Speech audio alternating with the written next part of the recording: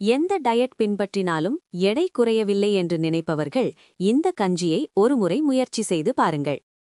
முதலில் கருப்பு கவுனி அரிசி எடுத்து அதை நன்கு வறுத்துக் கொள்ளுங்கள். இதில் ஆன்டி ஆக்சிடென்ட்கள் அதிகமாக உள்ளதால் புற்றுநோய் வராமல் தடுக்கவும் எடை குறைக்கவும் மிகவும் உதவியாக இருக்கும்.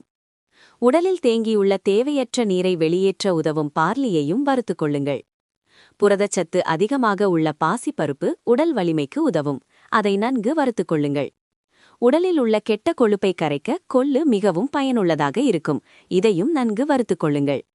ஜீரண சக்தியை மேம்படுத்த உதவும் சீரகம், மிளகு, பூண்டு ஆகியவற்றையும் வறுத்து முழுமையாக ஆறிய பிறகு இவை அனைத்தும் மிக்சியில் சேர்த்து சிறிதளவு உப்பு சேர்த்து கலந்து நன்றாக பொடியாக அரைத்துக் கொள்ளுங்கள். இதனை ஒரு ஹார்ட் கண்டெய்னரில் சேமித்து வைத்துக் கொள்ளலாம். கஞ்சி தயாரிக்க 1 கிளாஸ் தண்ணீரில் 1 டேபிள் ஸ்பூன் இந்த பொடியை சேர்த்து கட்டி ஏற்படாமல் தொடர்ந்து கிளறி கொதிக்க விடுங்கள். சரியான அளவுக்கு கெட்டியான கஞ்சி தயாராகும். இந்த கஞ்சியை காலை உணவாக எடுத்துக்கொண்டால் எடை குறைய உதவும்.